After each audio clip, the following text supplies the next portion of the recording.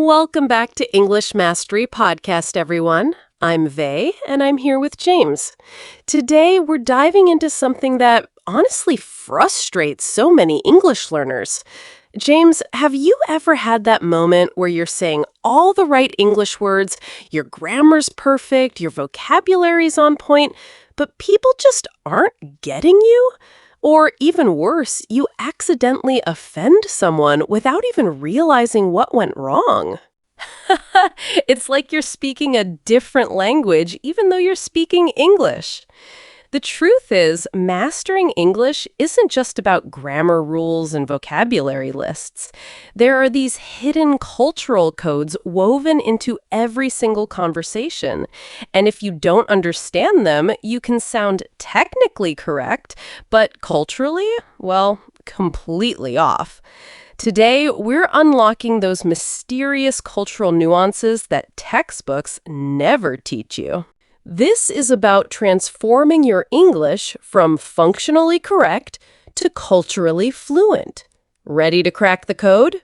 Vey, this is so important because these cultural icebergs are everywhere, and what's up is the perfect example. Most learners think it's just a casual greeting, but there are so many hidden layers. When your American colleague says, "What's up?" they usually don't actually want a detailed life update. It's more like, "Hello?" But if your British friend asks, "What's up?" they might genuinely be checking if something's wrong. Same words, completely different cultural meanings. Here's your shadowing practice. Notice how "what's up" changes meaning based on tone and context. "What's up?" with rising intonation shows genuine concern, while "what's up?" with falling tone is just friendly greeting. Yeah, exactly. The problem is that English words are only half the story.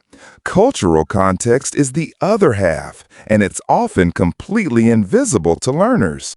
These hidden icebergs sink so many conversations because people assume everyone shares the same cultural reference points, but we absolutely don't. James, that's such a brilliant point. And this brings us to one of the biggest cultural minefields, the spectrum between politeness and directness. Different English-speaking cultures have completely different rules here. American English tends to be more direct. "Could you open the window?" is perfectly polite. But in British English, you might hear, "I don't suppose you could possibly open the window, could you?" Same request, but the British version uses multiple softening layers to avoid sounding demanding. Here's your cultural shadowing exercise. Practice these softening words. Just, a bit, maybe, perhaps. Instead of "that's wrong," try "that might not be quite right." Feel the difference? But here's the tricky part. Sometimes directness is absolutely appropriate, especially in emergencies. If there's a fire, don't say, "Perhaps we might want to consider possibly leaving the building." Yes, sometimes directness is absolutely appropriate, especially in emergencies. If there's a fire, don't say, "Perhaps we might want to consider possibly leaving the building."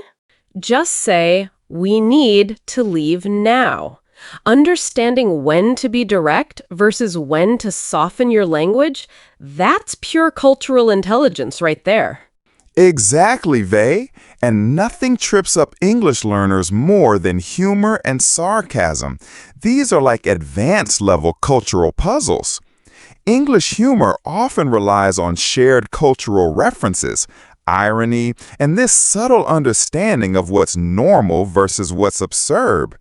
When someone says, "Oh, great, it's raining again," with a sarcastic tone, they're actually expressing frustration, not joy.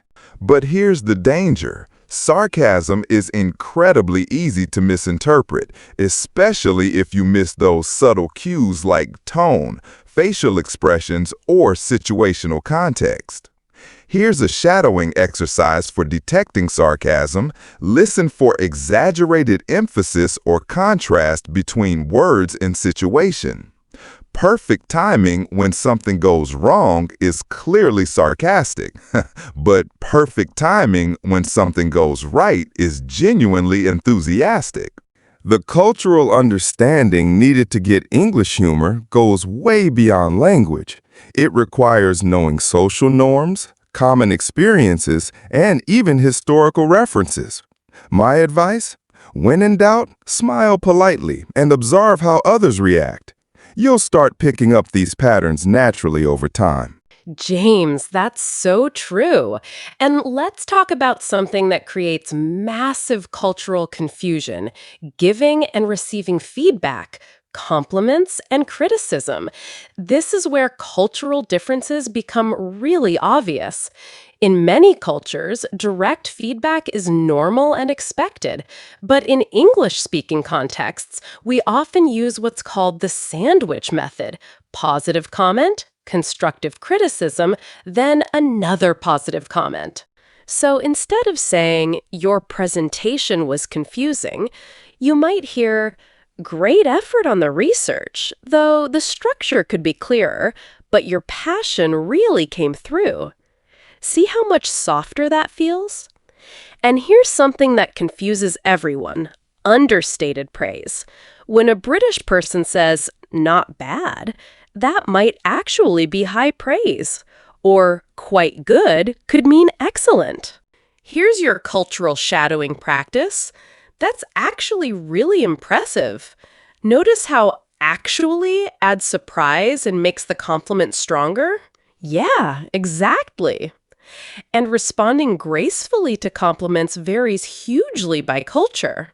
In English, briefly acknowledge it. "Thank you, I appreciate that," rather than deflecting or over-explaining.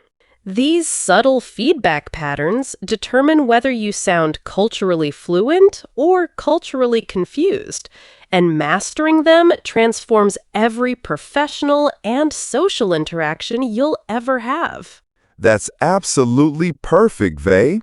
Your conversational compass for navigating these cultural subtleties comes down to three key things: observe first, ask when unsure, and practice with awareness. Watch how native speakers interact in different situations. Don't be afraid to ask, "What did that mean?" when something feels off. And consciously practice these cultural patterns until they become natural. Remember, becoming culturally fluent takes time, but every small insight makes you a more confident, effective communicator. Keep exploring these nuances, keep learning, and keep connecting authentically with people from all English-speaking cultures. We'll see you next time on English Mastery Podcast.